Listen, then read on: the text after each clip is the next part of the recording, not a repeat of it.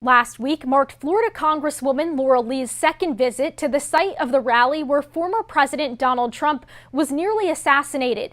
She first visited the site in late July as a member of the House Homeland Security Committee before she was appointed to the bipartisan task force investigating the assassination attempt.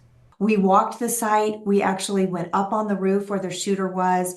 And in some ways, it actually leaves us with more questions than we started with, because it's all the more hard to understand why a site of this size that is small and rural was not secured. Lee is one of 3 Florida House members serving on the task force. The others are Republican Mike Waltz and Democrat Jared Moskowitz. Leaders of the task force announced they've officially requested transcripts of interviews conducted by local law enforcement in Butler. In addition to law enforcement and their security protocol that day, we're also very interested in hearing from regular people who came out and attended the rally. And what they saw and what they heard is those two are going to be really critical details in putting together the whole picture of this breakdown. Lee says there will be members who go back to Butler in the coming weeks, but that other interviews and investigative work will continue on Capitol Hill when House members return next week from the summer recess. We can meet as a committee in Washington, D.C. and bring witnesses there too.